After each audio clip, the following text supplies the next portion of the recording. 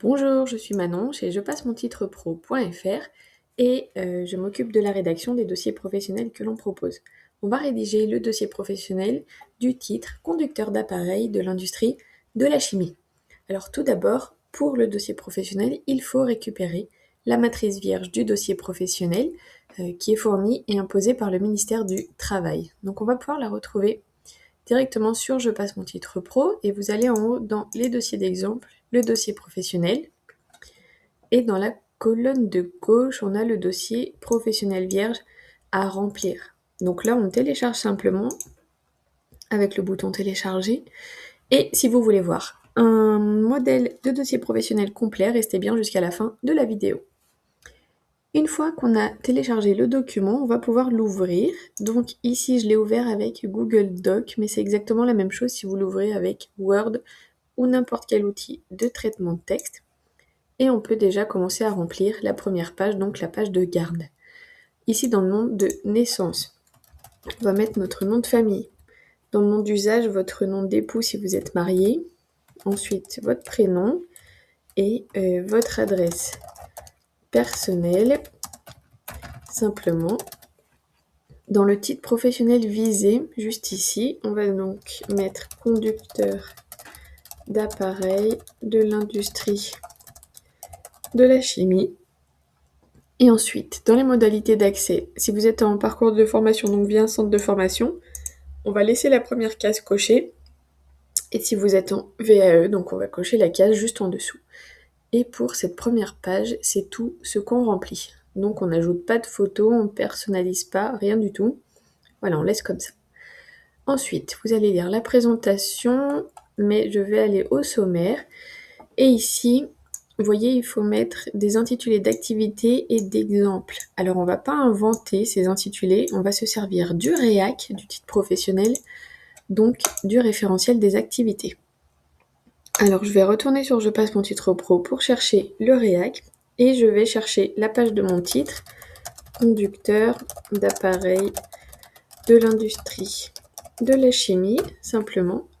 Et voilà, j'ai la fiche de mon titre qui apparaît, donc je vais pouvoir y aller. Et là, directement sur la page, donc vous avez tout plein d'informations qui peuvent vous intéresser. Mais là, j'ai besoin du référentiel des activités que je vais ouvrir. Et je vais aller directement en page 10, puisque je sais que j'ai besoin de ces informations-là.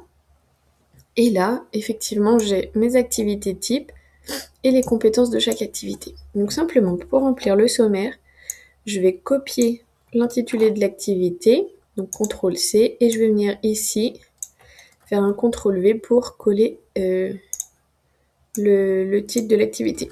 Je vais faire pareil pour l'activité 2 et pareil pour l'activité 3. Ensuite, pour chaque activité, on peut mettre de 1 à 3 exemples de compétences. Et là, ce qu'on va faire, on va aller prendre 2 exemples de compétences par activité. Et on va faire comme pour les intitulés d'activité. Donc, on va prendre les intitulés des compétences qu'on va venir mettre ici dans les exemples.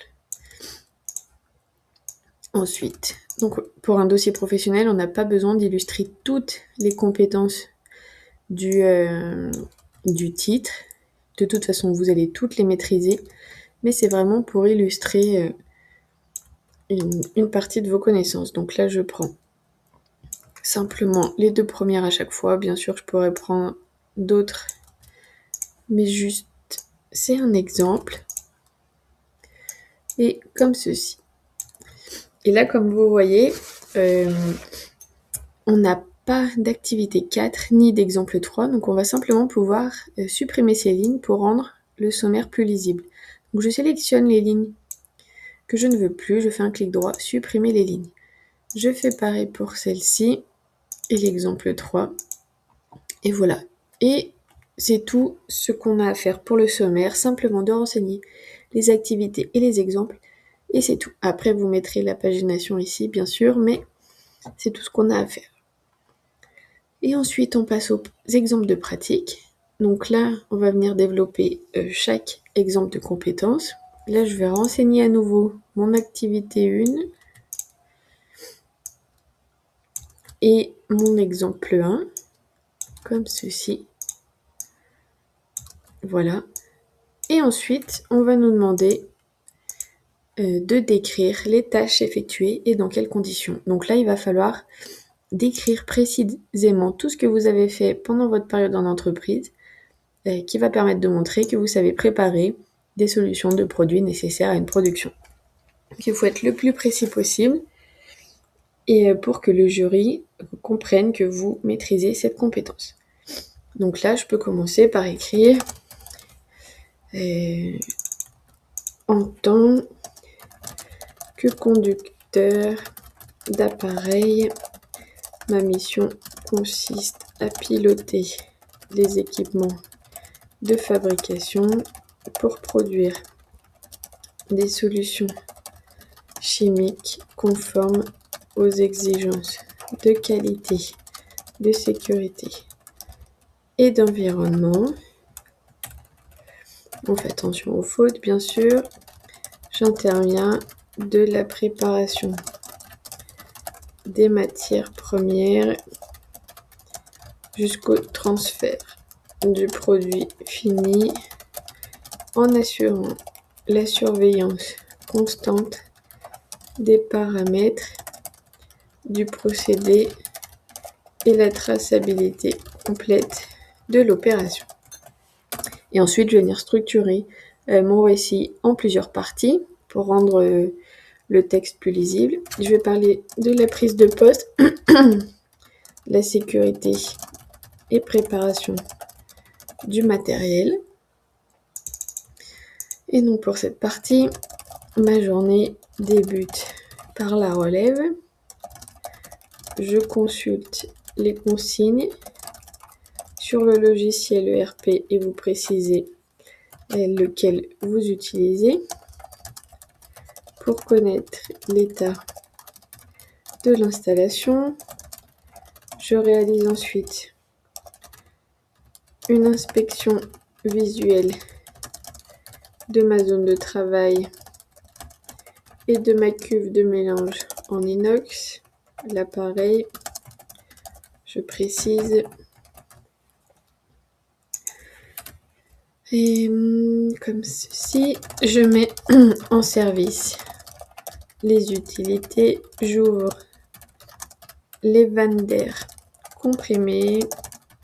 Je vérifie la pression qui est de 6 bars sur le manomètre Wika. Et je contrôle l'état de mes flexibles de transfert. Et avant de manipuler les matières premières, je consulte les fiches de données de sécurité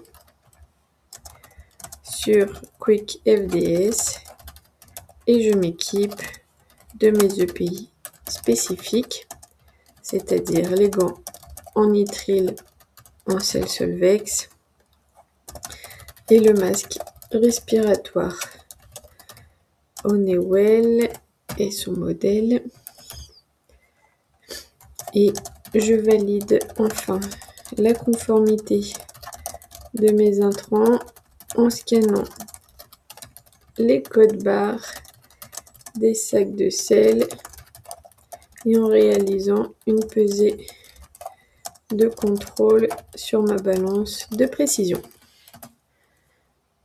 Ensuite, je vais parler du chargement et conduite du procédé de fabrication. Donc concernant cette partie, une fois mon réfractomètre étalonné et ma feuille de marche initiée, je passe à la phase de production. Donc, j'achemine ma palette au transpalette électrique jusqu'à la plateforme et je charge manuellement les 500 kg de sel par le trou d'homme en veillant à limiter les émissions de poussière. Et donc via l'automate, je programme l'incorporation de 1500 litres d'eau déminéralisée. Donc d'eau déminéralisée. Et je lance l'agitation à 60 tours par minute. Commence alors la phase de conduite du procédé. Je régule l'injection de vapeur pour stabiliser la température à 45 degrés Celsius, donc via le transmetteur Emerson Rosemont, sans dégrader les additifs. Et je surveille la pression et je reste à l'écoute de l'installation pour détecter toute anomalie mécanique, par exemple, comme un phénomène de cavitation. Donc voilà. Ensuite, je vais parler du contrôle qualité en cours de production et transfert. Donc pour ce point, à plus de là, j'explique que lorsque la solution est visuellement homogène, je réalise un prélèvement en fond de cuve après purge. J'effectue un contrôle de densité avec mon densimètre portable en ton, le modèle. Si la valeur est inférieure à 1,15 g par centimètre cube, voilà. Si la valeur, ok, donc centimètre cube, j'ajuste la quantité de sel selon le mode opératoire. J'ajuste également le pH à l'aide d'une solution tampon. Et après une dernière validation de l'indice de réfraction et l'accord du laboratoire de contrôle qualité, j'arrête l'agitation. J'ouvre la vanne de vidange et je lance la pompe centrifuge KSB pour transférer la solution saline vers la cuve de stockage en surveillant la baisse du niveau sur le radar de mesure.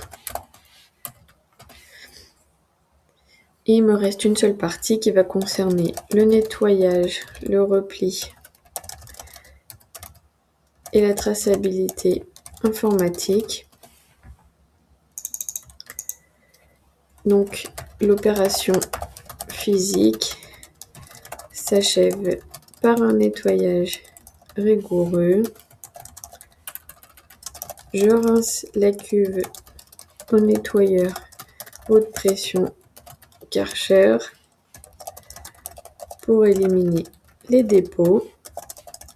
Je rince et range les flexibles. J'évacue les emballages vides au compacteur et je nettoie les sols pour prévenir toute corrosion liée à la saumure. Enfin, j'assure la traçabilité administrative de mon lot.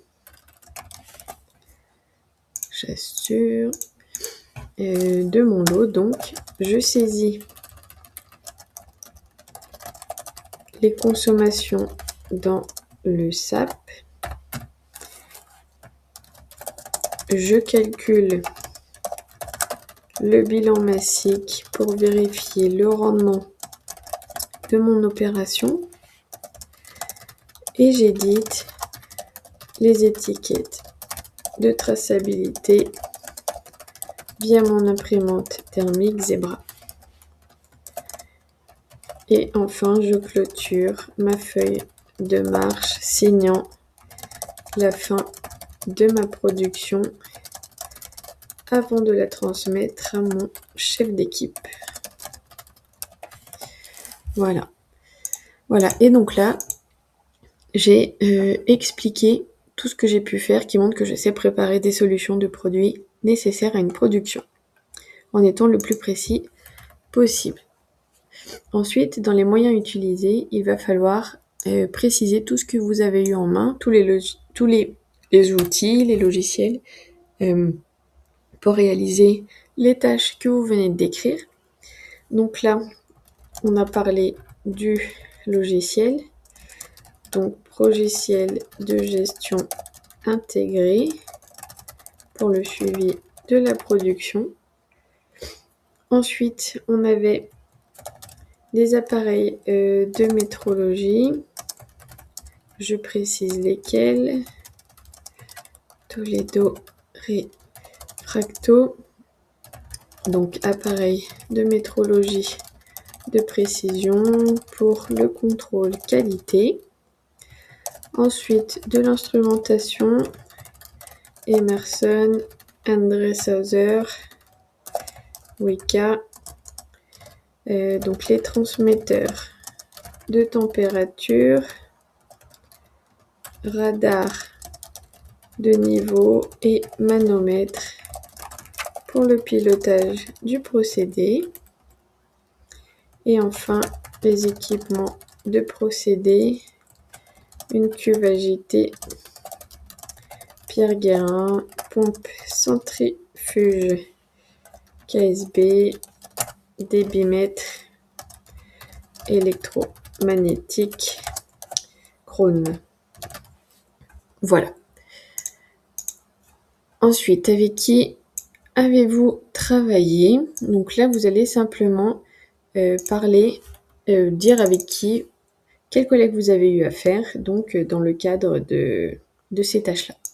Donc on peut dire, je travaille en étroite collaboration avec l'opérateur de l'équipe précédente pour assurer une passation fluide.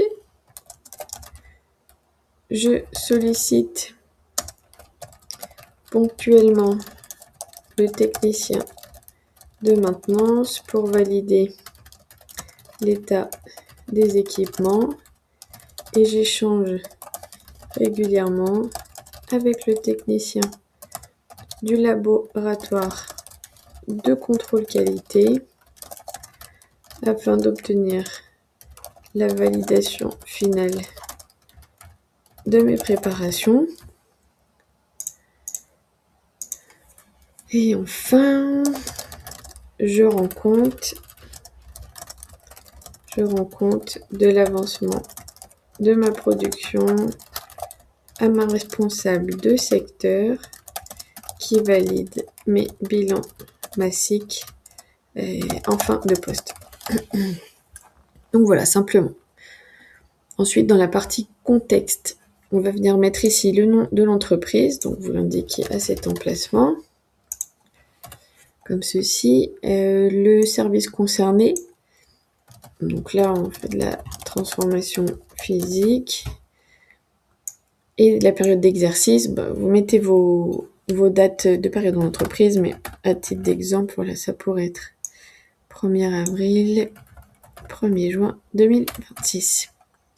Et dans les informations complémentaires, on peut mettre quelque chose comme la maîtrise de cette compétence me permet de garantir la conformité physico-chimique des solutions salines tout en assurant une sécurité optimale du poste de travail.